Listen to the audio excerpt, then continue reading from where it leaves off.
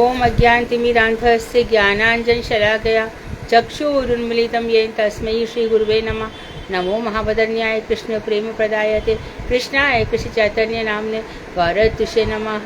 हे कृष्ण करुणा सिंधु दीन बंधो जगतपते गोपेश गोपिका कांत राधा कांत नमोस्तुते।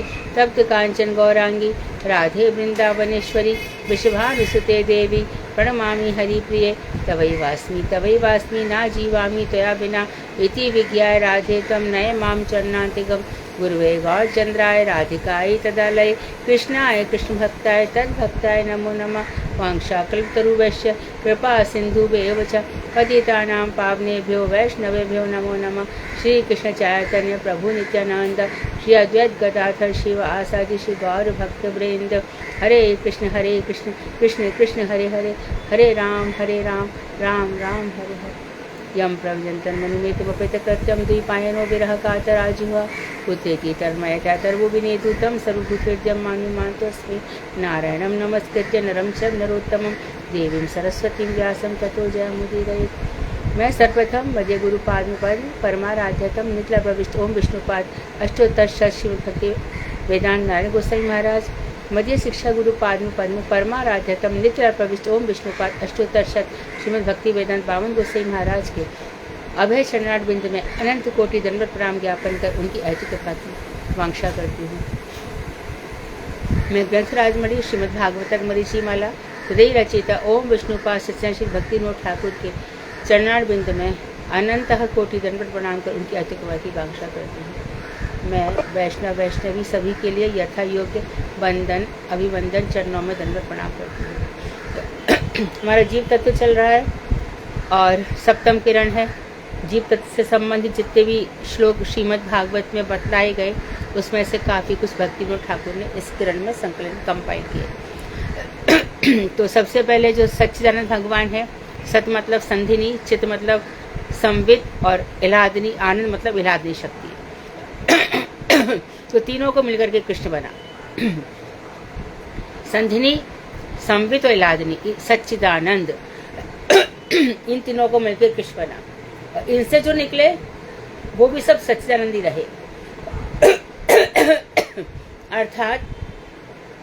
अर्थात सबके अंदर संवित संधिनी शक्ति है, अर्थात सबकी सत्ता नित्य है। और चित्त हर कोई चेतन है और लादनी हर कोई आनंदमय है, लेकिन अपने स्वरूप को भूल गए हम।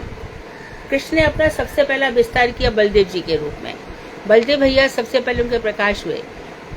बलदेव जी ने उनसे प्रकट होते ही बहुत सारे काम अपने ऊपर ले लिए। उन्होंने अपने से मूल संकर्षण को प्रकट किया, फिर महासंकर्षण को प्रकट किया। महासंकर्षण से फिर कारण अर्णव से विष्णु निकले, वहां से गर्भोदशय निकले और गर्भोदशय से अनंत अनंत अनंत अनंत शिरोशय निकले जो हम सबके अंदर विराजमान है। हम सबके अंदर भी नहीं, पशु पक्षी सभी के अंदर है। और क्योंकि भगवान ये कह रहे हैं कि मैं तुम सबका साक्षी हूँ, मैं तुमका अंतर्यामी हूँ। कैसे हूँ? मैं सबके बैठ जाता हूँ। तो तूने जो जो कर्म किए मैं सब देख के आया हूँ, मुझे सब पता है और तेरे को फल देता रहता हूँ। तूने खराब कर्म किए तो मैं खराब फल दे देता हूँ, अच्छे किए तो मैं अच्छे फल दे देता हूँ। और ऐसे तरह से सुख दुख में कई जीवों में बैठ करके तेरा हिसाब किताब सब ले रहा हूँ। तू अकेला नहीं है, मैं हमेशा साथ में, चाहे किसी भी रूप में हो। तो इस तरह से भगवान ने जीवों के लिए अंतर्यामी बन करके बैठ गए।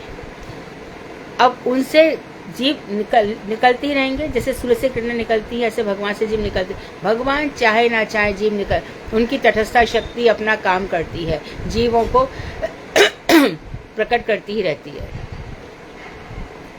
अब ये जीव बहुत समय मरा है इसलिए मृत्यु से डरता है, बहुत समय आग में जला है इसलिए आग से जलता है, आग से डरता है। बहुत समय आंधी तूफानों से भी मरा है इसलिए आंधी तूफान से भी मरता है। तो अब जो जीव है इसके शरीर की बड़ी दुर्गति है। आत्मा तो कुछ नहीं हो रहा, उसको कुछ भी नहीं होता। ना आत्मा को कैंसर होता है, ना आत्मा को डायबिटीज होती है, ना आत्मा को ब्लड प्रेशर होता है, कुछ भी नहीं होता। आत्मा शुद्ध चिन्मय है। तो जो कर्म हो गए वो किसके द्वारा? शरीर के। शरीर से किए गए, शरीर को ही भोगना है।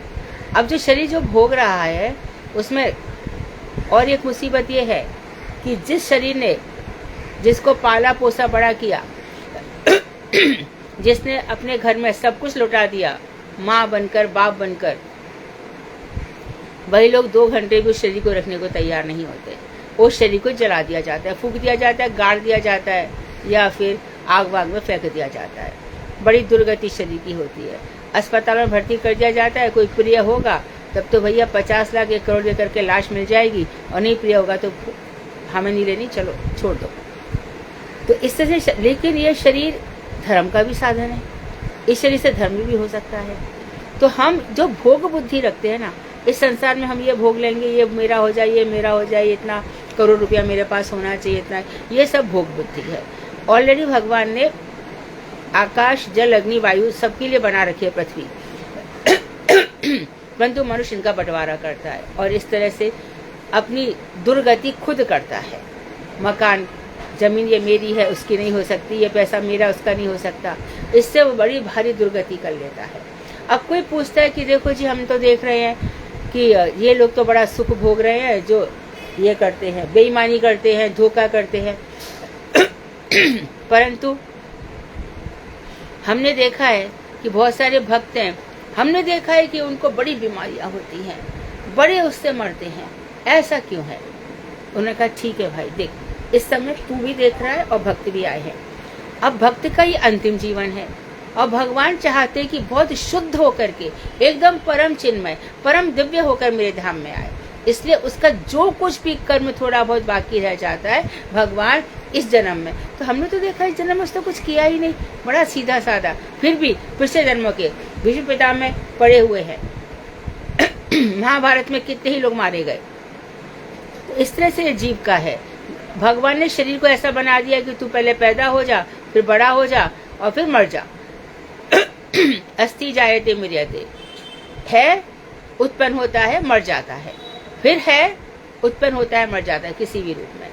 तो इस तरह से जो जीवात्मा है, जो हमारी आत्मा है, वो नित्य है, अविनश्वर है, वो नष्ट नहीं होती। जब हम इसको पहचान लेते हैं तब हमारी शरीर की दुर्गति होने पर भी हमारी दुर्गति नहीं होती। तो उपनिषदों में कहा गया है कि जो मेरा भक्त हो जाता है, जिसको मैं अपने धाम में ले जाता हूँ, तो उसके कुछ कर्म बाकी रह जाते हैं। उन कर्मों का क्या करते हो आप तो कहते हो अवश्य में भी भोक्तव्यम, शुभाशुभ, शुभ हो या शुभ अवश्य भोगने पड़ेंगे। बोले ऐसा करता हूँ मैं 2 चीजें देखता हूँ। यदि गृहस्थ पिता है और गृहस्थ में रह करके वो संत जैसा जीवन जी रहा है, तो मैं उसके शुभ कर्मों को उसके बच्चों को दे देता हूँ, उसकी परंपरा में दे देता हूँ। जैसे कोई वंश है, उसमें बहुत अच्छे पैदा होते रहते हैं बच्चे। एक हमारे ये गंगेश्वरानंद जी हैं रमण रेती में, जब तक वो रहे तब तक उनके पास धन बहुत कम होता था, लेते भी नहीं थे। इन लोगों का क्या, जो इतना भजन करते उनके धन की क्या कमी है, लेते भी नहीं थे। लेकिन उनके शिष्य शरणानंद जी आदि, वो कितना सब कुछ है, ये बात है ना, उसकी पुष्टि करता है। और ये तो हो गई उसकी बात। तो बुरे कर्मों का क्या कर, बुरे कर्म उसके दुष्टों, उसके जो दुश्मनी की उनको दे देता हूँ। क्यों? वही लोग भोगते उसके कर्मों का। ये इतना तक भगवान अपने भक्तों के लिए करते हैं, इतना तक भगवान अपने भक्तों के लिए करते हैं। तो हमें ये देख के घबराना नहीं चाहिए कि पापी इतने अच्छे से रह रहा है और पुण्यात्मा जो है या भक्त इतने दुख भोग रहा है, उसका थोड़ा बहुत बाकी है, भगवान खत्म कर देंगे और खत्म करके अपने धाम में ले जाएंगे। तो ये जीव तत्व है, इसका हमें रोज 10-15 मिनट चिंतन करना चाहिए कि मैं जो कुछ कर रहा हूँ इससे लाभ क्या है। भगवान ने बड़ी सभा में गीता में अर्जुन को यही समझाया, अर्जुन किसी से मोह मत रख, किसी से ममता मत रख, पुत्र पुत्री ये सबसे किसी से भी ममता मत रख, सबसे ममता हटा दे।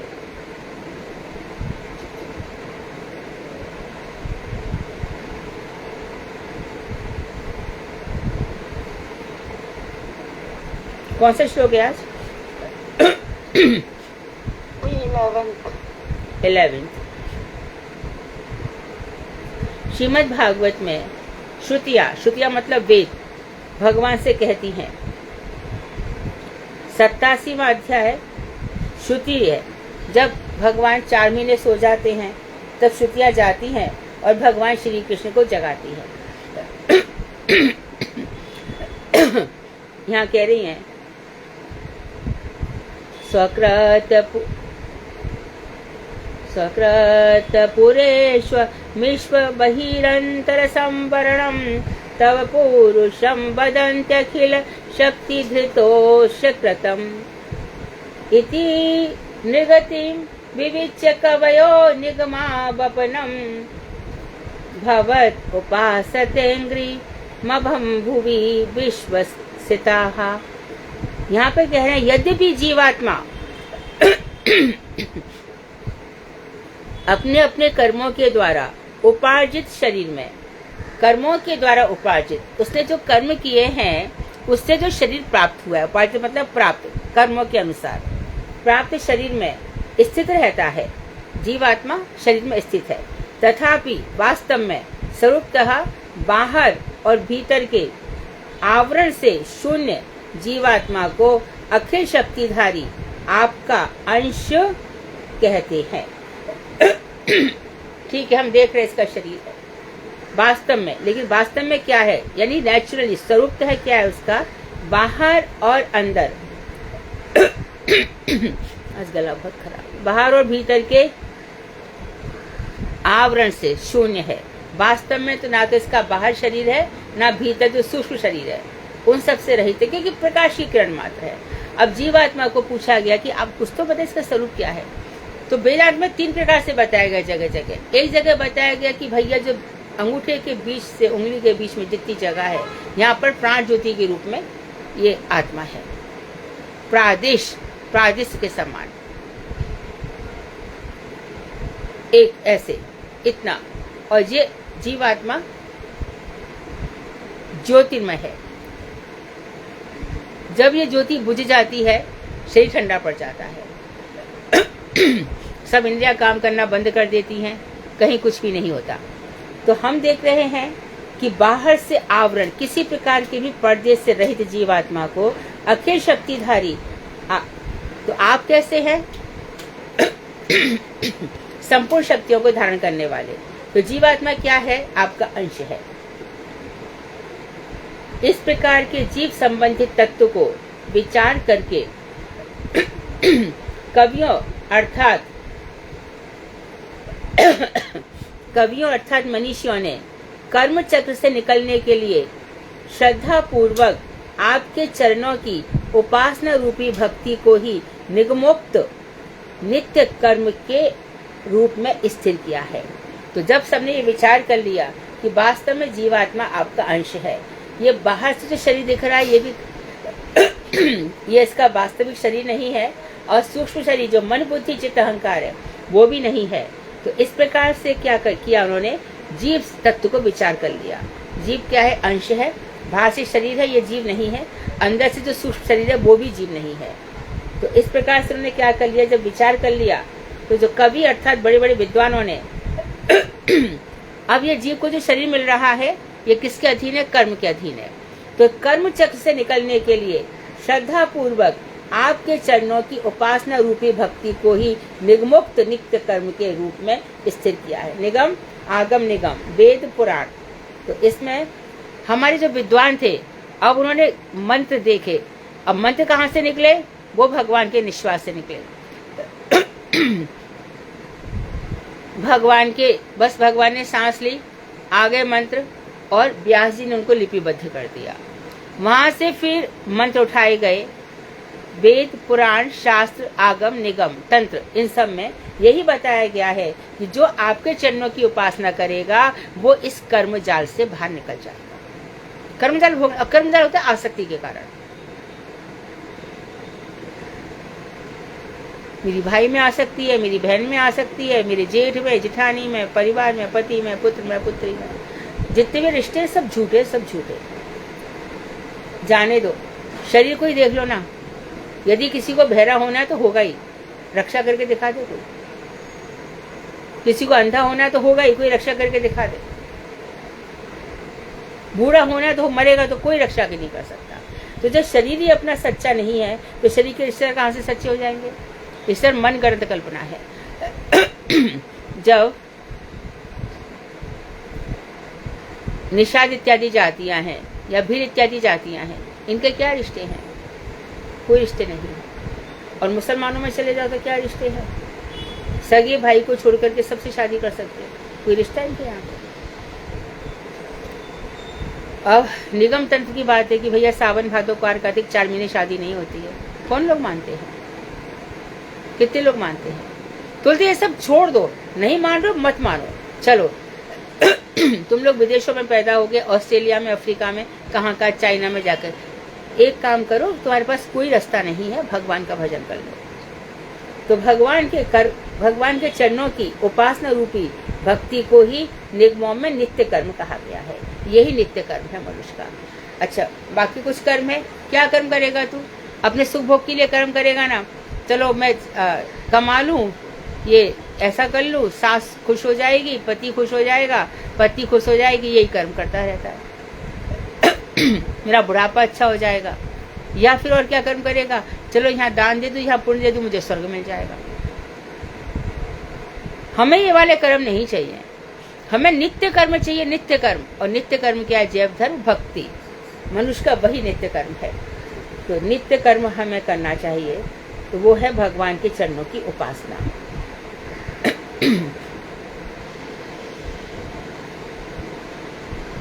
यहाँ पर कह रहे हैं, भीतर में आवरण शून्य कहने से तात्पर्य यह है कि प्रत्येक गति में अर्थात अंतर्मुखी होने पर आपके असीम चित्त जगत में जाने योग्य, और बाहर में आवरण शून्य का तात्पर्य यह है कि पराक गति में अर्थात बहिर्मुख होने पर सामने स्थित असीम माइक विश्व में अर्थात जन्म मृत्यु के चक्र में भ्रमण करने योग्य है। अब जीवात्मा और बता रहे हैं क्या है, ये तो उसके रूप में स्थिर कर दिया कि आपके चरण कमल उसका नित्य कर्म है। जो हम कह रहे हैं कि भीतर से आवरण शून्य है, भीतर भी उसका सूक्ष्म शरीर में भी नहीं है, तो इसका तात्पर्य यह है कि प्रत्येक गति में अर्थात अंतर्मुखी होने पर, जब व्यक्ति अंतर्मुखी हो जाता है तब आपके असीम चित्त जगत है। तो चित्त जगत कैसा है, असीम, क्योंकि जीव अनंत है। तो मानो सारे जीवों का एक साथ उद्धार हो जाए और सब चले जाए, हाँ आ सकते हैं। असीम चित्त जगत असीम है, प्रमाण। वृंदावन में हम जाते हैं, क्यों जी, आपने तो कहा 100 करोड़ गोपियों ने रास की, अभी 100 करोड़ गोपी कहाँ से गई। भारत में तो ऊपर से ऊपर इतनी बिल्डिंगें बन रही है, 60 फ्लोर की, 70 फ्लोर की, पब्लिक संभाल ही रही है। 100 करोड़ और आप कहते हो कि 130 करोड़ है, तो संभाल ही रही है, तो भी 100 करोड़ गोपियाँ कहाँ से गई। तो उन्होंने कहा देखो, जहाँ भगवान रास इत्यादि करते हैं और भगवान स्वयं रहते हैं, तो भूमि, लघु भागवतम में बताया गया रूप गोस्वामी ने, कि भूमि का संकुचन और विकास होता है, भूमि सिमट जाती है और भूमि विकसित होती है। और क्या करते थे कृष्ण, मानो आज वृंदावन से राधा कुंड जाना है, तो भैया हमारे तो कोई गाड़ी वाड़ी नहीं है, और गए भी मानो तो दोपहर में गए, शाम को घर पे आना है जल्दी से, क्या करेंगे। तो वहाँ पे जो वृक्षों की शाखाएं थी वो दूर दूर तक पड़ी रहती थी। तो जैसे एरोप्लेन होता है ना, वो फटाक से पहुंच जाएगा, वो का एक रास्ता ऐसे पार करेगा, वो तो ऊपर से पहुंच जाएगा। ऐसे भगवान श्री कृष्ण पेड़ों की शाखाओं से उनके शाखाओं के साथ पहुंच जाते थे। तो भगवान का जो चित्त जगत है असीम है, करोड़ों अरबों जीव उसमें समा जाएंगे। और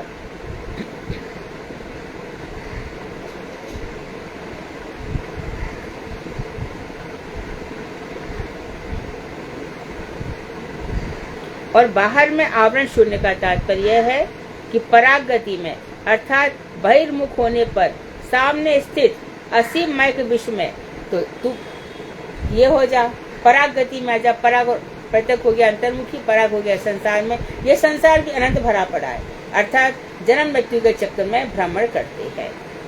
अंतर्मुखी हो गए, शांत हो गए, संयमित हो गए, वाणी के वेग को शांत कर लिया, मन के वेग को शांत कर लिया, जितने भी वेग हैं सारे के सारे वेग शांत करके जो भगवान में लग गए। खुद भगवान कहते मैं क्या करूं तेरे लिए, तो उनसे को कुछ मत करो भाई, जन्म मरण मत दो, आपके राज्य में कहीं भी कुछ जगह दे दो, इतना कर सकते तो कर दो। अरे जिस जगह में भेज देता हूँ और धन संपत्ति है, बहुत सुंदरता है, सुंदर सुंदर पुरुष, सुंदर स्त्रियाँ हैं, भोग कर, नहीं भैया मैंने कर लिया भोग, ये मरणशील शरीर से मुझे भोग नहीं करना। आपका क्या है, आप दिखा दोगे, फिर मेरा जो कर्म दोष बन गया, फिर मेरे को लाखों जन्म तक आप आने भी नहीं दोगे। तो तुम इतनी भक्ति करते हैं, एक दफा दिखाते दूं संसार में कितना सुख है। नहीं देखना मेरे को, मैं देख लिया कितना सुख है संसार में। तो इस तरह से जन्म मृत्यु के चक्कर में भ्रमण करने योग्य बना देते हैं। जीवात्मा भगवान का अंश है तथा जड़ से पृथक है, यानी कि चेतन है। जीवात्मा जड़ नहीं है। जीवात्मा पत्थरों की तरह जड़ नहीं है, चेतन है। इस विषय के संबंध में कपिल मुनि श्रीमद् भागवत में मैया देवहूति से 28वें अध्याय में कहते हैं, यथोल्मुखाद् स्फुलिंगाद् मादापि स्वसंभवात् अप्यात्मत्वेनाभिमताद् यथाग्नि पथः गुल्मकात्। जड़ जगत के संबंध में इस श्लोक में पूर्व श्लोक 3:28-39 से में दिखलाया गया जड़ जगत के संबंध में बतला रहे हैं कि जिस प्रकार पुत्र धन आदि से मर्त्य जीव, मर्त्य मतलब जो मर रहेगा ही, चाहे कुछ भी हो जाए, मर्त्य जीव पृथक प्रतीत होता है। अर्थात धन है, घर है, पुत्र है, पुत्री है, पर जीव उससे अलग है। यही संसार है। यहाँ पे कब किसकी मौत आ जाएगी, कब उठा के फेंक दिए जाएंगे, पता नहीं है। उसी प्रकार आत्मा नामक जो पुरुष है वह देहादि से पृथक है। जो आत्मा है इसका शरीर से कोई लेना देना नहीं है, आत्मा से पृथक है। अब यहाँ बतलाया जा रहा है कि ज्वलित काष्ठ से अग्नि की जो चिंगारियां बाहर निकलती हैं वे सब विस्फुलिंग कहलाती हैं, चिंगारियां ही कहलाती हैं। और उस ज्वलित काष्ठ से निकलने वाला धुआं तम स्थानीय होता है, जिसे जीवात्मा कहा जाता है। वह विस्फुलिंग स्थानीय है तथा ज्वलित काष्ठ परमात्मा से पृथक अग्नि विशेष है। जैसे कि आग से चिंगारियां निकलती रहती हैं, इसी प्रकार भगवान से जीवात्मा निकलते रहते हैं।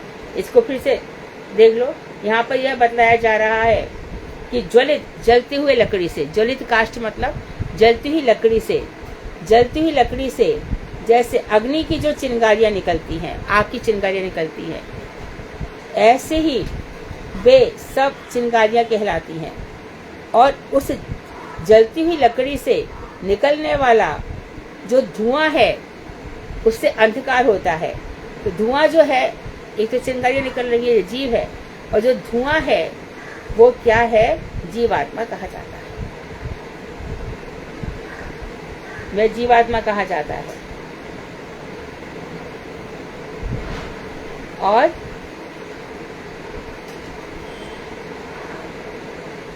जीवात्मा कहा जाता है वह विस्फुलिंग स्थानीय है, अर्थात उनको चिंगारियां ही कहा जाएगा। तथा ज्वलित काष्ठ परमात्मा से पृथक विशेष है। इसको ऐसे समझना चाहिए, जैसे ज्वलित लकड़ी से चिंगारियां निकलती रहती हैं, उसी प्रकार परमात्मा से जीव निकलते रहते हैं। वेद पुराण में यह निश्चित किया गया है कि जीव चित्त सूर्य रूप श्री कृष्ण के किरण कण सदृश है। जैसे सूर्य से किरण निकलती हैं, इसी प्रकार कृष्ण मानो सूर्य है और जीव मानो किरण है।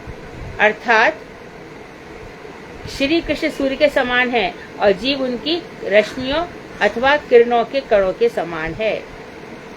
इस प्रकार जीव का चित्तकण होने के कारण ईश्वर से नित्य भेद है। तो नित्य भेद क्या है कि वो कण रूप में है और भगवान विशाल रूप में है, बस यही उसका भेद है। परंतु चित्त धर्म के विषय में जीव का ईश्वर से नित्य अभेद भी है। अर्थात भेद है क्योंकि वो छोटा है, वो बड़ा है। अभेद ऐसी कि जाति तो एक ही है ना, जाति एक ही है, इसके लिए उनमें अभेद भी है। जीव ईश्वर की शक्ति विशेष है। जीव देखो, हम कौन है, भगवान की शक्ति है, तटस्थ शक्ति के अंश है। ऐसे वैसे ठीक है, भगवान ने हमको मरणशील बनाया है, हमको बना दिया कि देखो, किसी को पागल बना दिया, किसी को मेंटल हॉस्पिटल में रहना पड़ता है लाइफ भर, किसी के कुछ होता है।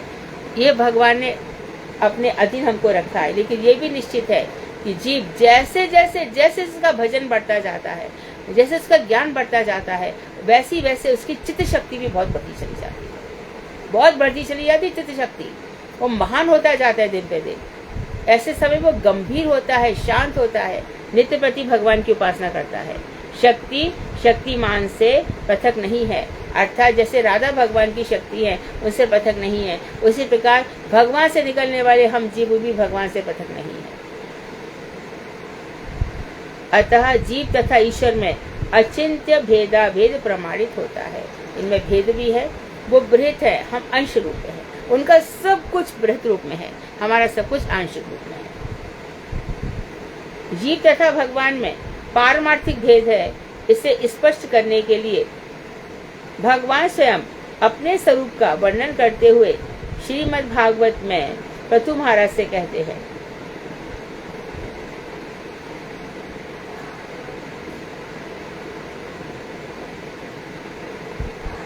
क्या कहते हैं?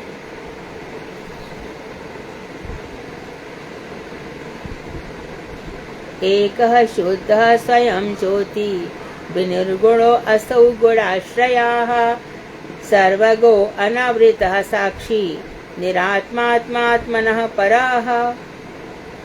भगवान एक हैं, जीव अनेक हैं।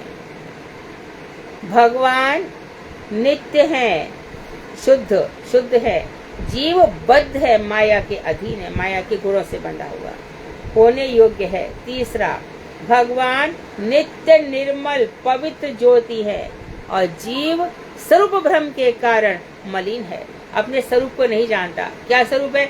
मैं मामी हूँ, तो भांजी का भात है, तो डूब गए उसमें। क्यों? अरे चार लोग क्या कहेंगे, कैसा भात है, अरे क्या है, चार लोगों के लिए जी रहे। देखो, जिसने संसार को छोड़ा, जिससे ये सब छोड़ा, उसको दुनिया पूछती है, भगवान भी पूछते हैं। और ये सब जो लाखों लोगों की तरह हम भक्त होकर भी ये सब करते हैं, तो भगवान क्या सीखा तूने? मैं तो भजन में सब काम करने हैं, लेकिन बिल्कुल आसक्ति रहित होकर। एक और बहुत बड़े हमारे गुरु जी के शिष्य हैं, बहुत बड़े, आप सब जानते हो, मैं नाम नहीं लूंगी। उनकी पत्नी आई और बोली कि मैं तो भजन में सब छूट गया। क्या हो गया?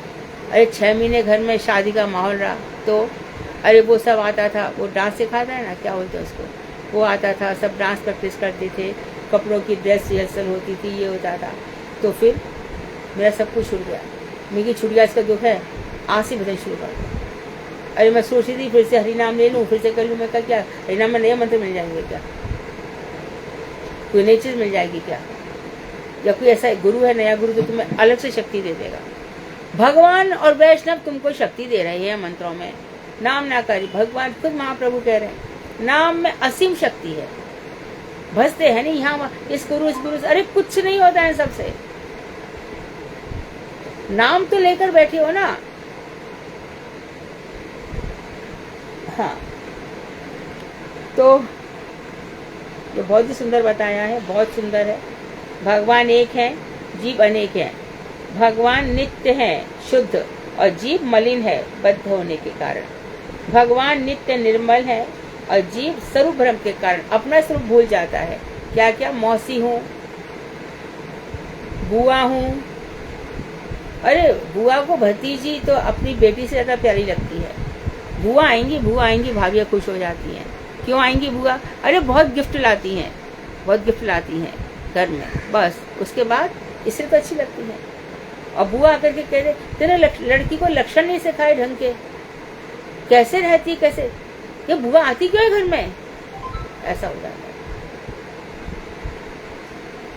ये है स्वरूप भ्रम, अपने आप को भूल जाना।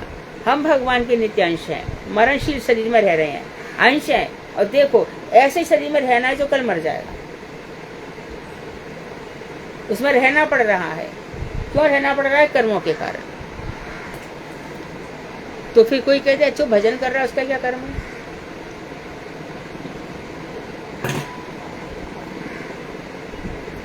जो भजन कर रहा है वही तो जी रहा है, बाकी सबकी तो धोखनी चल रही है।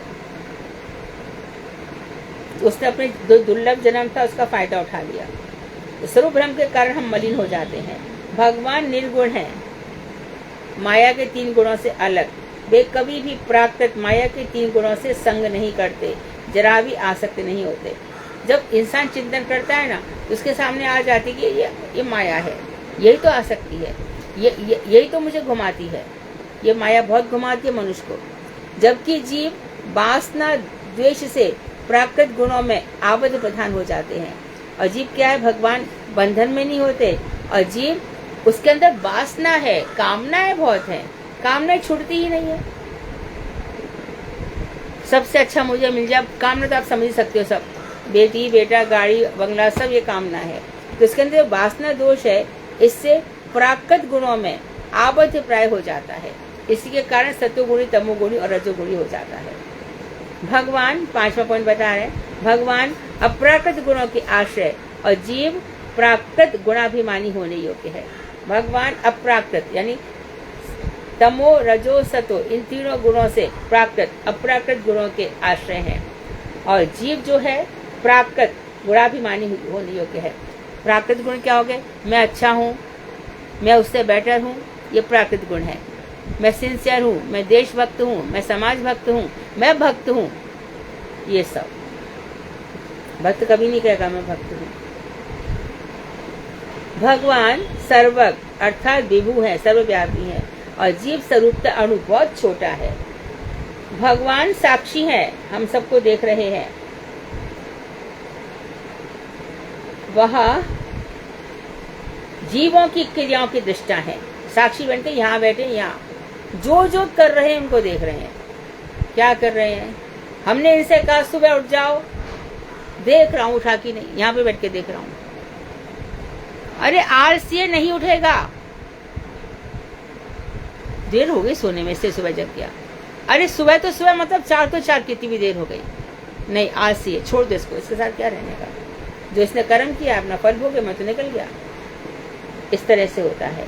तो जीवों की समस्त क्रियाओं को देखने वाले हैं भगवान। वे निरात्मा तथा जराशक्ति रहित हैं। भगवान की आत्मा और जराशक्ति यानी कि भगवान की शरीर और भगवान की आत्मा एक ही है, इसलिए उनको निरात्मा कहा गया, और जड़ आसक्ति से रहित हैं। जबकि जीव दृश्य है, देखने योग्य है, और भगवान देखने वाले हैं। जीव सीन है, सीन भगवान के लिए बहुत ही दया करके देते हैं, बहुत ही दया करके जन्म देते हैं। तो जीव दृश्य है तथा जड़ासक्ति, जड़ में आसक्ति। जीव की पोटेंसी ऐसी है कि वो जड़ में आसक्त हो जाएगा। समस्त जीव नहीं, समस्त नहीं, समस्त भी तो हो सकते थे। बाण गोसाई महाराज, नारायण गोसाई महाराज घर में थे, आ गए ना, पीछे मुड़ के ही नहीं देखा, और कोई क्या उनसे कहने वाला नहीं था, अरे आपने संन्यास लिया, आपके घर में बेटियां हैं, पत्नी है। उनको तो सुनना पड़ा होगा ना। तो जरासक्त होने योग्य है जीव, ऐसी उसकी हालत है।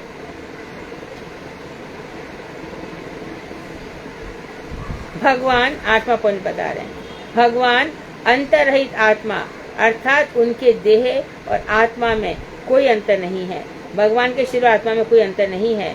जबकि जीव तदात्मक अर्थात भेदपूर्ण जड़ देह में युक्त होने योग्य है। उसको जो भी शरीर मिलेगा वो उससे जुड़ जाएगा, अपने कर्मों के वशीभूत जो भी शरीर मिल जाएगा। अब कर्मों के वशीभूत क्या? देखो, इस शरीर से तो हम बंदर की तरह लांग नहीं सकते, लेकिन जब बंदर का शरीर मिल जाएगा तो आत्मा लांघेगी, ऊपर नीचे चढ़ उतरेगी।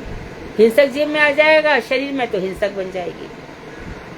तो जीव तदात्मक अर्थात भेदपूर्ण जड़ है, यानी भेदपूर्ण जड़ का समझ अर्थ, ये शरीर है और ये आत्मा है, इन दोनों में भेद है। भगवान में भेद नहीं है। उनका जो शरीर है, जो आत्मा है, सकल इंद्रिय वृत्ति, समस्त इंद्रिया, सब कुछ एक ही है। तो भेदपूर्ण जड़ से युक्त होने योग्य है। भगवान जीवात्मा से श्रेष्ठ हैं, जो हम हैं, भगवान हमसे श्रेष्ठ हैं, और जीव उनके वशीभूत हैं। हम सब कुछ भी नहीं कर सकते। रावण ने, हिरण्यकशिपु ने, शिशुपाल ने, दंतभक्त ने क्या से क्या नहीं कर लिया, कुछ नहीं कर सकते। उपरोक्त 9 भेद जीव को ईश्वर से पृथक करते हैं। श्रीमद् भागवत के 8वें अध्याय के 8वें स्कंद के 13वें अध्याय के 23वें श्लोक में यहाँ पर भगवान की स्तुति करते हुए गजेंद्र भैया क्या कह रहे हैं, सुनो।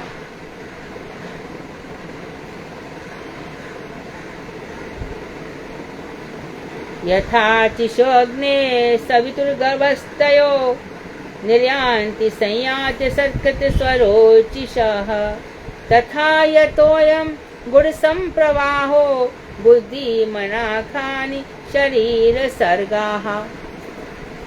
जिस प्रकार अग्नि से अर्चियां, शिखाएं और सूर्य से किरणें निकलती हैं तथा पुनः उसी तेज में प्रवेश कर लीन हो जाती हैं, उसी प्रकार श्री कृष्ण से जीव समूह गुण प्रभा और जड़ा प्रकृति, बुद्धि, मन, 10 इंद्रियां और शरीर निरंतर निकलते रहते हैं और पुनः उन्हीं में प्रविष्ट हो जाते हैं। और जब आत्यंतिक प्रलय होगी तब सब कहाँ जाएंगे? उन्हीं भगवान में चले जाएंगे। वहाँ पे कैसे हो जाते हैं? जैसे कि हम कहते हैं कि ये वन है, यहाँ पर पक्षी उड़ रहा था, अभी दिखाई नहीं दे रहा, हम सबका वही है, यहाँ उड़ते रहते हैं। हम अभी नहीं दिख रहे, लेकिन हम मर के जिस और लोक में चले जाएंगे वो हमको देखेंगे। जो मर गया है वो यहाँ दिखाई नहीं दे रहा, और डेफिनेटली वो दूसरे लोक में चला गया, वो हमको नहीं देख रहा, उसको कोई इच्छा भी नहीं देखने की। यदि कोई मुझसे कहे कि तुम्हारे पुराने माता पिता दिखाऊं पिछले जन्म के, तो मैं क्या बोलूंगी? नहीं, मेरे को विश्वास नहीं, मुझे नहीं देखना। इस प्रकार श्री कृष्ण से जीव समूह निकलते हैं, गुण प्रभा रूप जरा प्रकृति, बुद्धि, मन, ये सब बताया, और फिर उन्हीं में प्रविष्ट हो जाते हैं।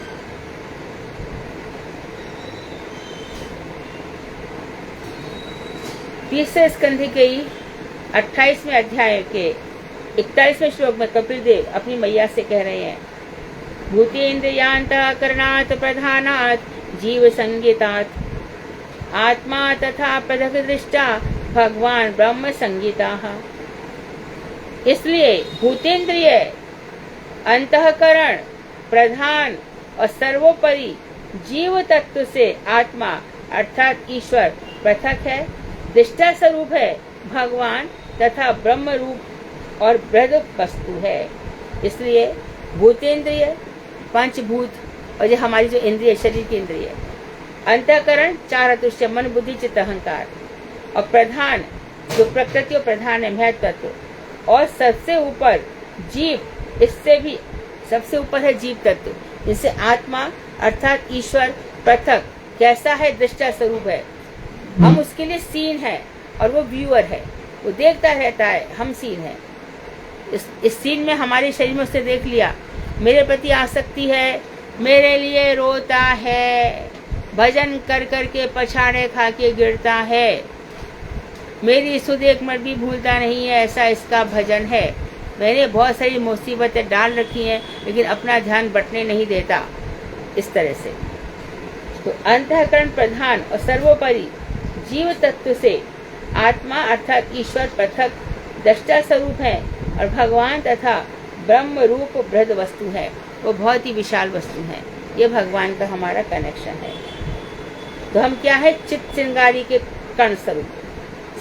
जीव तत्व जो जान लेता है ना, उसको संसार में आना नहीं पड़ता। ऐसे गीता में याज्ञवल्क्य जी मैत्री से कहते हैं कि जो इस संसार में 3 तत्व को, कृष्ण तत्व, जीव तत्व और माया तत्व को जाने बिना चला जाता है कात्यायनी, ये मैत्री से कहा, मैत्री उसको वापस आना पड़ता है।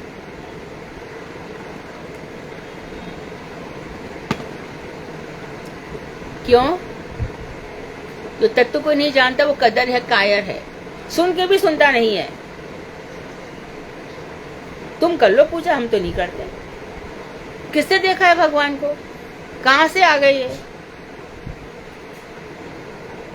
तो जीव चित्तकर्ण स्वरूप किस प्रकार आप माया के गुणों से बंध गया, श्रीमद् भागवत के 3 स्कंद में उसका इस प्रकार से वर्णन है।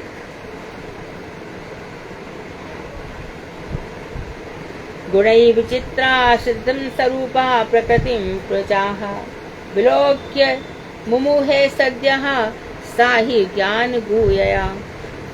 यहाँ कह रहे हैं कि जब सत्व रज और तमो गुण के द्वारा विचित्र स्वरूप को प्राप्त करने वाली कौन? प्रजा, देव, मनुष्य, तिर्यक, पशु, पक्षी आदि की सृष्टि कारिणी माया यानी प्रकृति को देखकर जीव विमोहित हो जाता है। तब माया अपनी ज्ञान को जो ढक रही है, ज्ञान आच्छादिका शक्ति अविद्या के द्वारा जीव में स्वरूप ब्रह्म उत्पन्न करा देती है। भगवत अनुवृत्ति अर्थात भगवान का दास होना ही जीव का स्वरूपतः धर्म है, परंतु उसे भूलकर माया के प्रति दृष्टि करना ही जीव के बंधन का कारण बनता है। तो कर लो माया से, जिसके प्रति आसक्ति होगी वहीं पर। आसक्ति भगवान को सहन, गीता पूरी उठा लो, आसक्ति मुझसे सहन नहीं होती। जिसकी जहाँ पे आसक्ति है ऐसे ही होता है, फिर उसको लूला लंगड़ा अपंग बना के आसक्ति तो मन करता है ना, दिन में इसका मुंह देखता देखूं, अब बैठ के देख चल। बहुत इसको तेरा वो मन करता था, बैठ के खिलाता है, इसको इतना लाड़ करूं, इतना प्यार करूं, इतना ये करूं, ये मेरी आंखों के सामने रख दी सामने। इसलिए आसक्ति मत रखो। तो उसे भूलकर माया के प्रति दृष्टि करना ही जीव के बंधन का कारण है। तो जो भगवान को भूलकर कहाँ पे दृष्टि कर रहा है? माया के प्रति, बस इसीलिए बंध रहा है। जहाँ पे ये माया का जाल है सब अलग कर लिया तो बच गया। आत्मा वास्तव में स्थूल शरीर से एवं लिंग शरीर, मन, बुद्धि, चित्त, अहंकार से भिन्न, सेपरेट है और एक अलग तत्व है। इसकी उपलब्धि करने की प्रक्रिया के संबंध में पिपलायन ऋषि श्रीमद् भागवत में राधा नेमी से कहते हैं।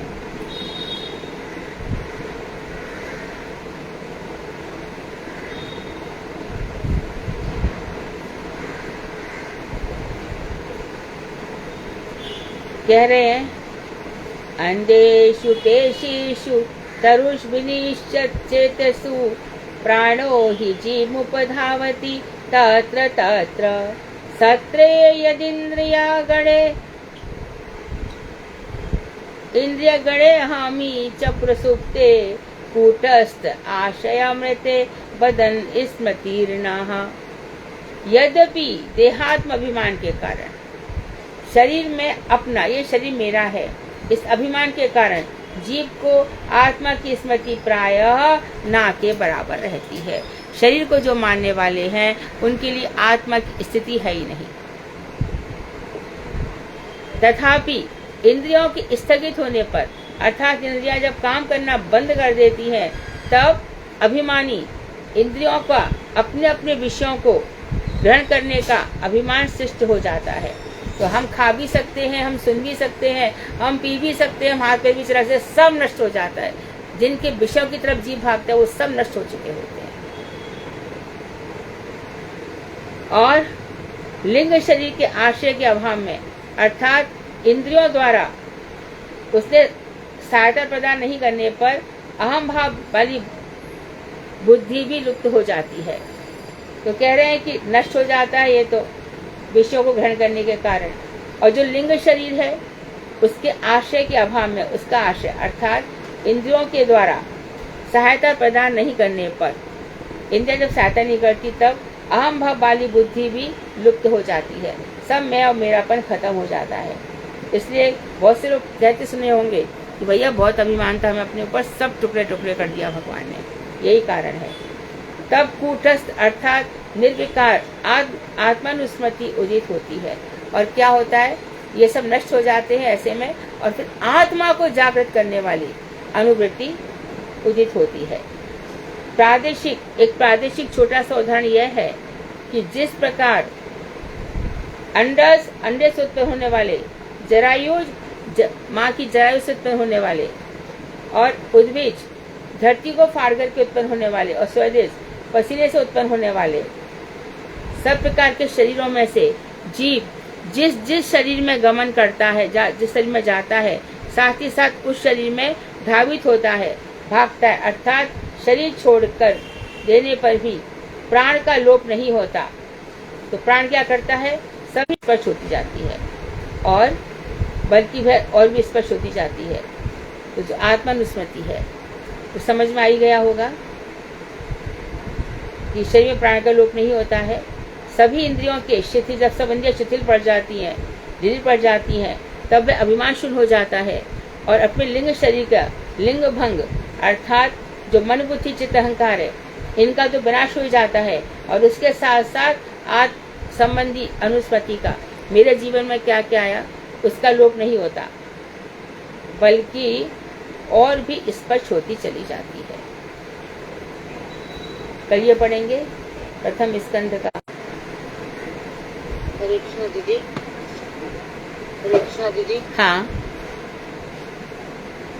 निगमुक्त पहले ही मतलब गेरा जो स्वरूप है उसमें आता है निर्मुक्त, उसका मतलब क्या है? भक्ति को निगमुक्त, विनिर्मुक्त, निर्मुक्त, मुक्त सब एक ही पर्यायवाची है। आजाद, विनिर्मुक्त, निर्मुक्त, मुक्त एक ही पर्यायवाची है।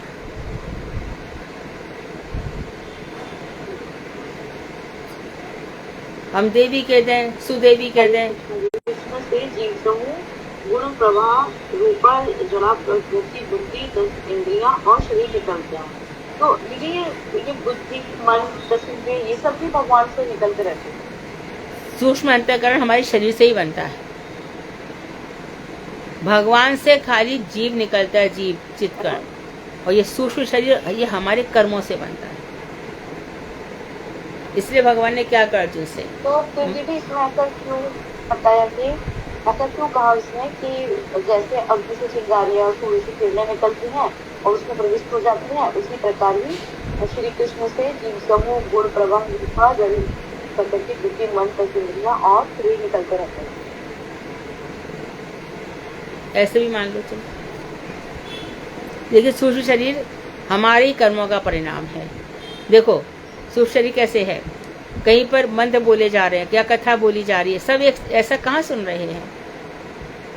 सबका मन बुद्धि चित्त अहंकार अलग अलग ही है सबका।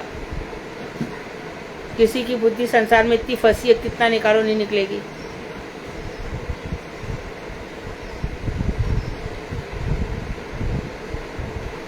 ऐसा कहने का क्या तात्पर्य भी कहा है, गुण प्रभाव रूपा प्रकृति भी कहा है।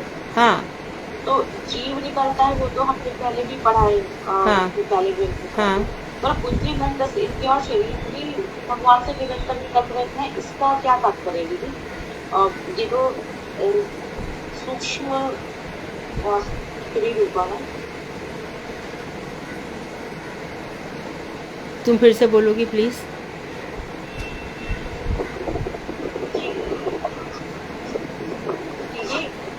श्लोक संख्या 14 में बताया कि हरे कृष्ण प्लीज भगवती दीदी आप अपना माइक ऑफ कर लीजिए। उसने बताया कि अग्नि से जैसे चिंगारियां निकलती हैं, हाँ, अग्नि से हाँ ये सब निकलता है, उसमें प्रविष्ट हो जाता है। उसी प्रकार श्री कृष्ण से जो मूल है ना, हाँ सुनो, जो मूल वस्तु है वो वहीं से ही निकलेगी। जो पंच महाभूत है, ठीक है, और ये पंच महाभूत और 11 इंद्रियां, ये 16 वस्तु रमा और विष्णु से ही निकली हैं, ऐसा समझो। ये 16 पहले से बना दी गई हैं, परंतु ये होने पर भी कौन माया के गुणों के किससे बंध जाएगा वो अलग डिफरेंट है।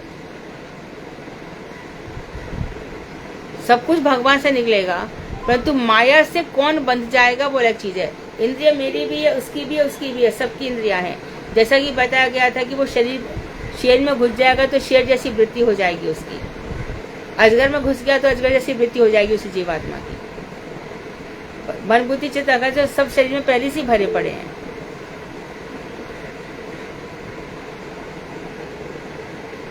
हरे कृष्णा दीदी, दंडवत प्रणाम दीदी। इसका मतलब आप ये कहना चाह रहे हैं कि हमारे चाहे स्थूल शरीर है, चाहे हमारा आत्मा है, चाहे हमारा क्रियान्वयन करने वाला लेता है, शरीर पंच महाभूतों से बना है कि नहीं बोलो? बना है दीदी। और शरीर में जो इंद्रियां हैं पहले से भगवान ने निर्मित कर रखी है, उनसे ही उन्हीं से मिलती हैं सब। लेकिन अपने अपने कर्मों के हिसाब से हम अलग अलग बन जाते हैं। हाँ, वही उनका क्रियान्वयन अलग हो जाएगा उन कर्मों के हिसाब से। हाँ। यही कह रहे हैं ना आप? बिल्कुल। बस दीदी मेन बात हमें यही ध्यान में रखनी है कि जो मूल रूह है, मैं कितना मैं साइकोलॉजिस्ट होते हैं, फ्राइडवाद होते हैं, कितने अरस्तु वाले, मैंने कितना अध्ययन किया। वेदांत में देखो कितने फिलोसफीज हैं, उसमें जैन है, बौद्ध है, पतविज्ञा दर्शन है, रसेश्वर दर्शन है, कितनी सारी फिलोसफीज हैं। अंत में निष्कर्ष यही है कि श्री कृष्ण की भक्ति के अलावा कोई रास्ता नहीं है।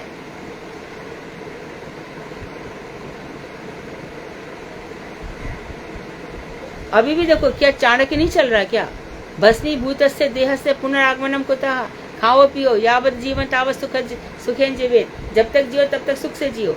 भस्मीभूत शरीर का फिर कब आएगा? किसने देखा है? Eat drink and B Mary, खाओ पियो मजे करो, ये भी तो एक फिलोसफी है। कितनी प्रकार की फिलोसफी है। क्या ईसा मसीह अभी भी नहीं चल रहे क्या मदर टेरेसा नहीं चल रही है क्या? विवेकानंद को अभी मानने वाले नहीं है क्या? रामकृष्ण परमहंस को मानने वाले नहीं है क्या? अभी भी तो है, उनको मानने वाले लाखों में है।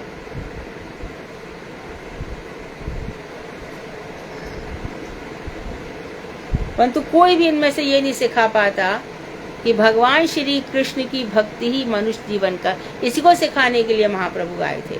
जीव अद्वैत संसार में बहुत दलदल है। मनुष्य को आधा जीवन तो इसी में निकल जाता है, समझने में कि मैं जाऊं कहाँ, करूं क्या, दुविधा में कितना पड़ा रहता है। कम से कम जे गौड़िया वैष्णव बता देते, जब तेरी श्रद्धा हो गई, भगवान की कृपा से साधु मिल गए, मंत्र मिल गए, अब देख और आगे बढ़, अनर्थ मिट रहे तेरे जीवन के सब।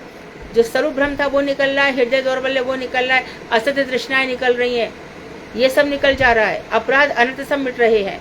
चल अभी रुचि तक भगवान के नाम में रुचि और बहुत हो रही है। तावत कर्माणि कुर्वते, जब तक कि निर्वेद ना हो जाए, तो वो निर्बोध हो गया, उसके बाद क्या, मत जो मेरी कथा है उस पर श्रवण आदि तेरी श्रद्धा हो गई। बस मैं यहाँ तक तेरा प्रयास है, आगे तक मैं करता हूँ।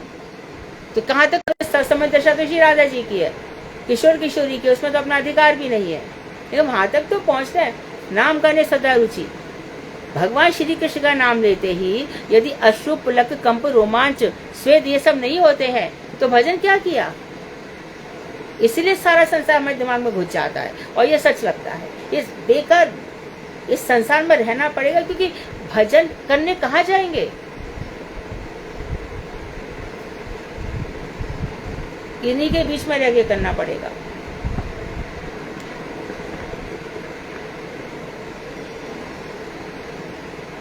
कोई फिलॉसफी ठहरती नहीं गौड़ीय वैष्णवों के सामने, कोई फिलॉसफी नहीं ठहरती है।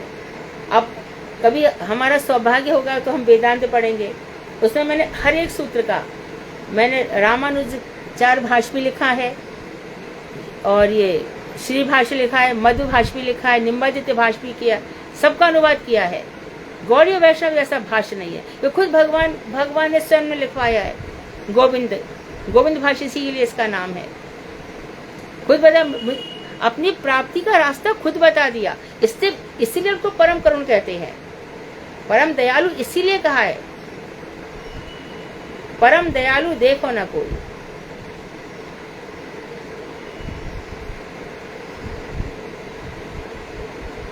अब फिर उनकी जो अलादनी शक्ति है हमारे हृदय में, जब जो संसार विष से हमारा मन ऊब चुका होता है, एकदम श्रांत थक चुका होता है, क्लांत हो चुका होता है, तब आनंद हमें मिलता है कहाँ पर? किशोरी जी से। कृष्णात् परम किमपि तत्त्व हम ना जाने, कृष्ण से परे मैं कोई तत्व नहीं जानता। फिर जो किशोरी जी है, राधा जी है, वो हमारे लिए सब हमारे प्राण बन जाती है। और वही स्थिति होनी चाहिए। इस जन्म में यहाँ तक तो पहुँचना ही चाहिए। अगले जन्म में कहाँ डालेंगे वो अलग चीज़ है। इस जन्म में इतनी सब सुविधाएं दे रखी है, इतनी कथा भागवत सब हाथ में दे रखे हैं। भागवत साक्षात कृष्ण है, उसको हम पढ़ रहे हैं, अध्ययन कर रहे हैं, इसलिए तो हम ऐसा जी सकते हैं। लोग देखो कितना त्राही है, कितना त्रास है, डिप्रेशन, फ्रस्ट्रेशन इतना ज्यादा है संसार में, हम वहां से बच ले रहे हैं।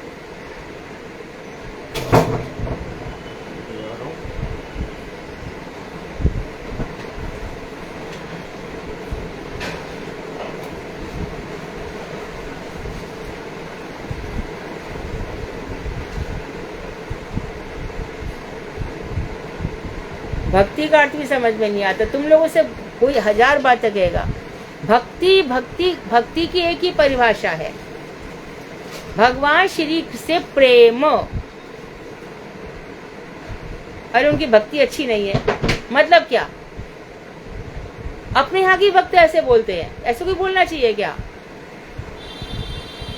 भक्ति का मतलब है कृष्ण की इंद्रियों को तृप्त करना, उनकी सेवा, सेवा सेवा सेवा।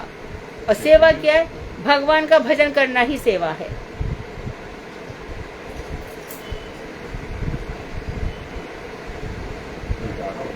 हनुमान जी ने क्या किया था बताओ? कुछ तो कहा अंदर जा करके। उसकी पत्नी वापस क्या दे दी? ये बाली सुग्रीव। तो सुग्रीव को पत्नी लाके क्या दे दी? ऋषिमुख पर्वत में जाके छुप गया, राजकाज भोगने लगा, जरा सी सुविधा देने में भूल गया, 4 महीने वहीं पर रहा। तब हनुमान जी चिल्लाया उसको, तो शर्म नहीं आती है? हम लोग जरा सी सुख सुविधा में भगवान को भूल जाते हैं, असुविधाओं में भगवान याद आते हैं, तब तक बहुत देर हो चुकी होती है।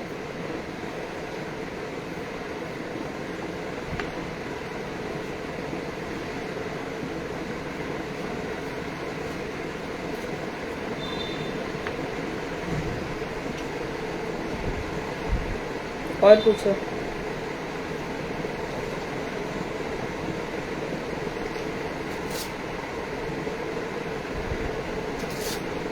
नाम दे। ये शरीर ये सब पहले से बनाए हुए हैं, सब इंद्रियां, प्राण। एक बार बृहदारण्यक उपनिषद में आता है, प्राण और इंद्रिया दोनों भगवान के पास गए और इंद्रिया कह रही है कि हम हैं, तब तू जीवित है, तब तू धक धक कर रहा है, हम काम कर रहे हैं। प्राण बोले कि मैं हूं तब तुम लोग चल रहे हो। तो भगवान ने कहा भैया मैंने तुम सबको साथ ही बनाया है, तुम सभी इंपॉर्टेंट हो। तो धनंजय 10 प्राण है। हमारे जो अंतिम प्राण है वो अंगूठे में रहता है, पैर के अंगूठे में। यदि मानो किसी की जान आ रही हो तो पहले पैर को बोल देगा 5 मिनट पहले।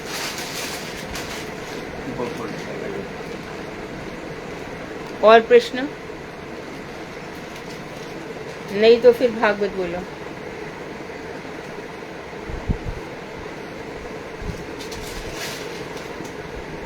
हरे कृष्णा दीदी। हाँ हाँ दीदी, भागवत बोलने के लिए। हाँ, कौन है और क्या बोल रहा है? दीदी मैं विनीता जी अभी। विनीता, हाँ। कौन सा प्रसंग बोल रही प्रभु हो? महाराज की कौन सा प्रसंग? प्रभु महाराज का है अश्वमेध यज्ञ। हाँ ठीक। प्रभु महाराज जी का अश्वमेध यज्ञ। ये कौन से नवम स्कंध में है? 4था अध्याय है जी। जी नहीं, 4th अध्याय है दीदी, ये 4th स्कंध है दीदी। 4था स्कंध है और 19वां अध्याय है। 4था स्कंद और 19वां अध्याय, ठीक है। जी। पेज नंबर बता दो, पेज नंबर। 986। 986। हाँ बोलिए। ओम ज्ञानतिमिरान्धस्य ज्ञानाञ्जनशलाकया चक्षुरुन्मीलितं येन तस्मै श्रीगुरुवे नमः। गुरुवे गौरचन्द्राय राधिकाय तदालये कृष्णाय कृष्णभक्ताय तद्भक्ताय नमो नमः। वाञ्छाकल्पतरुभ्यः ॐ विष्णुपादाय श्रीराधिकाय प्रियात्मने श्रीमद्भक्तिवेदान्त श्रीनारायण गोस्वामी इति नामिने नमः। ओम गुरुदेवाय श्रीमते सौम्यनोक्तये श्री श्रीमद्भक्ति श्री भक्तिवेदान्ते परमये श्री परमात्मने जय श्री कृष्ण चैतन्य प्रभु नित्यानंद श्री अद्वैत गदाधर श्रीवासादि गौर भक्तवृंद। हरे कृष्ण कृष्ण कृष्ण हरे हरे, हरे राम राम राम हरे हरे। न सर्वप्रथम अपने गुरुदेव पाद पद्म अष्टोत्तर श्री श्रीमद्भक्ति वेदांत श्री श्रीधर गोस्वामी महाराज जी के अभय चरणों में अनंत कोटि दंडवत प्रणाम ज्ञापन करती हूँ। तत्पश्चात अपने परम गुरुदेव नित्य लीला प्रविष्ट ओम विष्णुपाद अष्टोत्तर शत श्री श्रीमद् भक्ति श्री रूप सिद्धांति गोस्वामी महाराज जी के अभी चरणों में तथा ओम विष्णुपाद अष्टोत्तर शत श्री श्रीमद् भक्ति रूपानुग गुरु परंपरा के चरणों में अनंत कोटि दंडवत प्रणाम करती हूँ तथा अपनी शिक्षा गुरु भगवताचार्य परम करुणामयी पूजनीय डॉक्टर मधु खंडेलवाल दीदी के अभय चरणों में कोटि कोटि दंडवत प्रणाम करते हुए उनसे अनेकों की कृपा की वांछा करती हूँ और यहाँ उपस्थित सभी वैष्णव वैष्णवियों के चरणों में मेरा यथा योग्य प्रणाम स्वीकार। महाराजा प्रभु ये ध्रुव महाराज के ही वंशज थे और ये भगवान कृष्ण के सत्यावेश अवतार थे। महाराज पृथ्वी के बारे में जानने से पहले हम उनके जन्म और उनके पिता के बारे में थोड़ा सा जानेंगे। ध्रुव महाराज जी के वंश में अंग नामक एक राजा थे। यज्ञ में कोई भी देवता अपने यज्ञ का भाग ग्रहण करने नहीं आया, जबकि जो यज्ञ पुरोहित थे वो भी योग्य थे और जो मंत्रों का उच्चारण था वो भी सही था। लेकिन इससे अंग राजा जो थे वो बहुत दुखी हो गए कि कोई भी जो देवता है वो यज्ञ का भाग करने के लिए क्यों नहीं आया। तब उन्होंने पुरोहितों से पूछा कि मेरे से ऐसा कौन सा पाप हो गया है जो कोई भी देवता अपना यज्ञ का भाग लेने नहीं आया। तब पुरोहितों ने कहा कि हे राजा, आप पूर्ण रूप से निष्पाप है और व्यवहार से तो दूर आप मन से भी कोई पाप नहीं कर सकते, क्योंकि ना तो हम इसलिए हम ऐसा करें कि हम भगवान विष्णु के लिए ही यज्ञ में आहुति दें, क्योंकि जब भगवान विष्णु आएंगे तो देवता तो उनके अंश और सेवक हैं, तो उन्हें बाध्य होकर आना ही पड़ेगा। इसीलिए उन्होंने पुत्र प्राप्ति की इच्छा से विष्णु भगवान को आहुति देकर जब पुरोहितों ने यज्ञ किया तो जैसे ही विष्णु भगवान को आहुति हुई वैसे ही श्वेत वस्त्र धारण किए हुए और स्वर्ण हार पहने हुए एक पुरुष प्रकट हुए। उनके हाथ में खीर से भरा हुआ एक सोने का पात्र था और इस खीर को राजा अंग ने अपनी पत्नी सुनेखा को दे दिया। इसके बाद में राजा अंग के वीर से सुनेखा गर्भवती होती है और वेन नामक एक पुत्र को जन्म देती है। जो वेन थे वो बचपन से ही बड़े अधार्मिक थे, क्योंकि वो अधर्म के अंश से उसके मैदान में जब अपने हम उम्र साथियों के साथ खेलते थे तो खेलते खेलते ही पशुओं के समान उन्हें मार डालते थे। राजा अंग वेन को बड़े प्रेम से समझाते, कभी डांट कर तो कभी मार पीट कर बहुत सुधारने का प्रयास किया राजा अंग ने, किंतु जब वे हार गए तो जो उनका हृदय था वो बहुत ही दुखी हो गया और वे सोचने लगे कि वे लोग कितने भाग्यशाली होंगे जो निसंतान है, क्योंकि उन लोगों ने तो बहुत पुण्य किया होगा इस संतान का, उन्हें जो ये क्रूर संतान है, अधर्मी संतान का जो उन्हें नहीं भोगना पड़ा। दीदी किसी का माइक खुला हुआ है, माइक बंद कीजिए।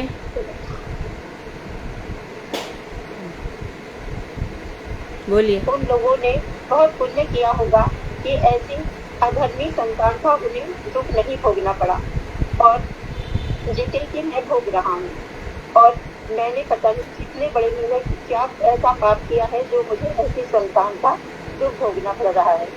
लेकिन वो एक भक्त थे, राजा अंग थे, वो एक भक्त थे और उन्होंने सोचा कि नहीं, ये तो मतलब जो क्रूर संतान है उससे प्राणियों के जो संतान होती है उससे मनुष्य का पूरा यश नष्ट हो जाता है और सभी प्राणियों के साथ यदि मेरे सुपुत्र होता तो मोह का कारण होता, लेकिन जब भक्तों के घर पुत्र होता है तो उन्हें घर नर्क के समान लगता है और भक्तों को गृहस्थ धर्म के प्रति विरक्ति हो जाती है।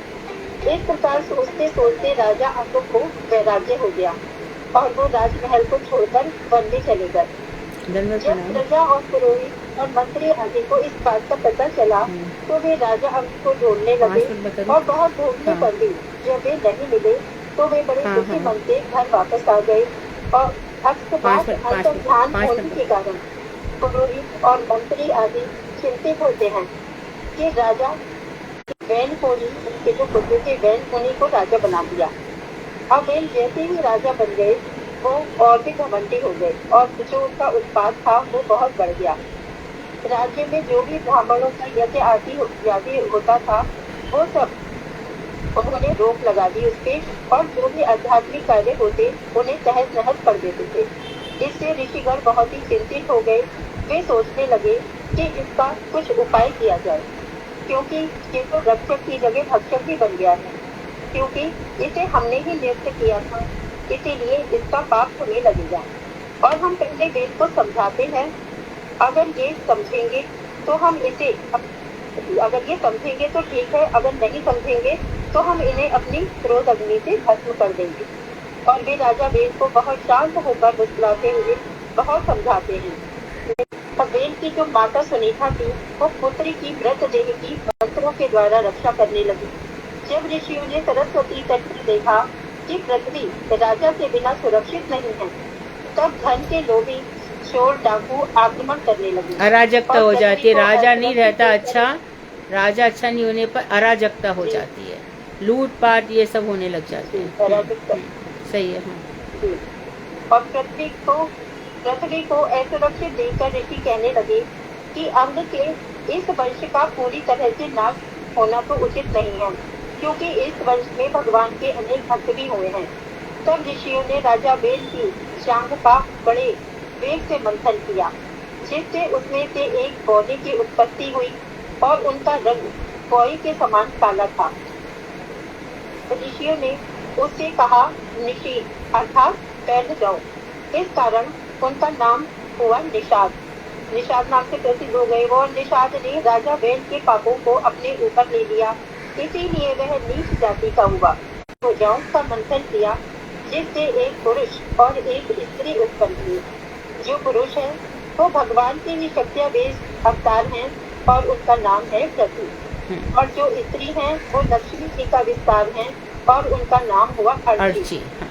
जब प्रथु और अर्ची जी का विवाह होता है तो प्रथु राजा बनते हैं।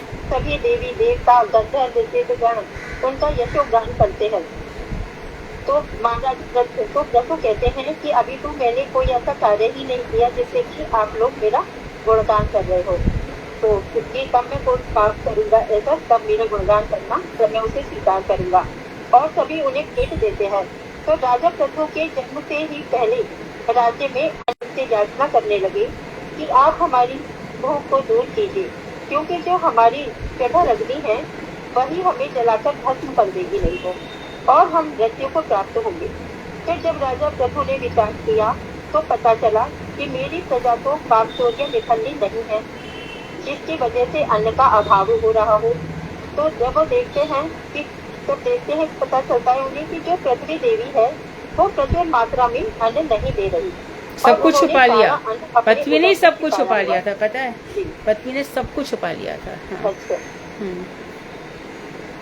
यहाँ पे एक चीज और समझ लो, यहाँ पे एक बात और समझ लो कि पृथ्वी पर जो बारिश इत्यादि सब बरस रही है ना, तो पृथ्वी अंदर पी लेती है, और फिर जो घास अन्न इत्यादि के, तो जो लोग ये बहस करते हैं ना कि तुम लोग भगवान पे इतना जल चढ़ाते हो, दूध चढ़ाते हो, अभिषेक करते हो, ये सब कहाँ चाहता है? ये सब जो बोलते हैं ना, ये सब भी पृथ्वी में जाकर के जो शस्य जो उग रहा है उसको दूध इत्यादि, ये पृथ्वी सब कुछ अपने अंदर छिपा लेती है, और फिर हजारों लाखों की संख्या में कितनी फसल उगाती है और इसके अंदर पुष्टि दे देती है, बल वर्धक बना देती है उसको, जिसको खा करके गाय उस घास को खाती है और गाय फिर दूध देती है। ये सिस्टम ऐसे ही नहीं है। मूर्ख लोग अरे इतना दूध गरीबों को दो, ये दो वो दे, सो करते हैं ना। ठीक है। उन्होंने सारा अन्न अपने उदर में छिपाया हुआ है। तब राजा प्रथु ने उन्हें दंडित करने के लिए अपना धनुष बाण उठाया। फिर पृथ्वी देवी जब बहुत भयभीत हो गई तो उन्होंने कहा कि हे राजा, आप मुझे क्यों मारना चाहते हैं? तो राजा ने कहा कि जब भी पूजा हुई तुमने अपने यज्ञ भाव को स्वीकार किया, क्योंकि आप एक देवी हो, लेकिन आपने पर्याप्त मात्रा में अन्न नहीं दिया, इसीलिए प्रभु महाराज बहुत क्रोधित थे। फिर पृथ्वी देवी ने उनसे कहा कि महाराज, ब्रह्मा जी ने लोगों की संसार यात्रा के निर्वाह और यज्ञ आदि करने के लिए जिन सब धन और आदि औषधियों की सृष्टि की थी, वो दुराचारी लोग उनका शास्त्रों के विपरीत भोग कर रहे थे। क्योंकि जब राजा वेद भी दुराचारी थे तो प्रजा भी दुराचार करने लगी। इन खाद्य पदार्थों का प्रयोग इंद्रिय तृप्ति के लिए किया जा रहा था, इसीलिए हम लोगों को भी भूख लगाकर ही कुछ खाना चाहिए। कुछ समय बाद जब राजा प्रथु ने 100 अश्वमेध यज्ञ आरंभ किया तो उसमें से जब 99 यज्ञ पूरे हो गए तो ब्रह्मवद नामक स्थान पर सरस्वती नदी के किनारे वहाँ वो यज्ञ कर रहे थे। जब 100वां यज्ञ कर रहे थे तो इंद्र को विनीता ये इसके बाद की कथा फिर से बहुत बड़ी हो जाएगी, कम से कम 15 मिनट की। यदि तुम पूरा घोड़ा चुरवाओगी फिर वो इंद्र वेश बना के आएगा, तो इसको कल कंटिन्यू करो। बहुत सुंदर कथा चल रही है, ठीक है दीदी, बहुत सुंदर। हाँ, इसको कल कंटिन्यू करो, क्योंकि कल कर लूंगी दीदी। हाँ, क्योंकि वो घोड़ा चुरा के लेके जाएगा, इंद्र मानेगा नहीं, फिर उसको बताया जाएगा। ठीक है, उनका बेटा युवनाश विजिताश्रम। हाँ दीदी, 10 मिनट का होगा दीदी। हाँ, 10-15 मिनट का डेफिनेटली है। हाँ ठीक है, कीर्तन करो। बहुत सुंदर बोल रही हो, बहुत अच्छा है। सब लोग पढ़ लेंगे एक बार महाराज पृथु की कथा। मुझे शुरू में लगा तुम यदु बोल रही हो, तो मैं कहीं नवम स्कंद है, महाराज पृथु का चौथा स्कंद है। ठीक है, हाँ। कीर्तन कौन कर रहा है? भजन करूँ? हाँ, कौन? मैं करूँ। विनीता? दीदी मैं विनीता। हाँ, बंगला में गाना। जी दीदी। सुनी आशिका मुखे पहले सर्व जानो, श्री रूप कृपाया मिले योगाय चरण। हा प्रभु करना आमाप्यति होय, ते पद आश्रय यार ते महाशय। प्रभु लोकनाथ कभी संगे लैया जावे, श्री रूपे पाद पद्म मोरे समर्पिवे। धेने की हरि बे मोर जन्म लगी होने, अनुगत नरोत्तमे करि दे सकले। जयो वैष्णव ठाकुर जय वैष्णव ठाकुर, वैष्णव ठाकुर जय वैष्णव ठाकुर। जय रूप सनातन जय रूप सनातन, रूप सनातन जय रूप सनातन। अर्थ बोल दीजिए विनीता। मैंने साधुओं के श्री मुख से सुना है कि श्री रूप गोस्वामी प्रभु के श्रीमन महाप्रभु के अन्य पार्षद वृंद आप सब लोग मिलकर कृपा पूर्वक मेरी अभिलाषा पूर्ण कीजिए कि श्री रूप गोस्वामी जी की मुझ पर भी कृपा हो जाए तथा वे मुझे अपने श्री चरणों में आश्रय प्रदान करें, क्योंकि श्री रूप गोस्वामी जी के श्री चरणों में जिसे शरण प्राप्त हो जाती है वे ही महात्मा धन्य हैं। श्री नरोत्तम दास ठाकुर जी अभिलाषा करते हैं कि वह दिन कब आएगा जब श्री लोकनाथ दास गोस्वामी जी मुझे अपने साथ ले जाकर श्री रूप गोस्वामी जी के यानी कि रूप मंजरी जी के श्री चरणों में समर्पित कर देंगे तथा श्री राधा जी की नर्म सखियां अपने अनुगत जानकर मुझ पर शासन करेंगी। सभी लोग आज ये शाम को आरती के रूप गोस्वामी को सुनाना, सभी लोग। 28 पे सब लोग पढ़ करके भगवान को ये भजन सुनाना, इसी तरह से याद करना। वांक्षा कल्पतरुवश्य कृपा सिंधु वेवच। तुम रोज गाती हो, तुमने एक दिन क्लास में भी गाया था शायद, ऐसा मुझे याद आ रहा है। ठीक है, बहुत सुंदर। हाँ, बहुत अच्छा है। ऐसी कृपा बरसेगी तुम लोगों को पता भी नहीं चलेगा कि कब संसार छूट गया, कब भगवान मिल गए, कब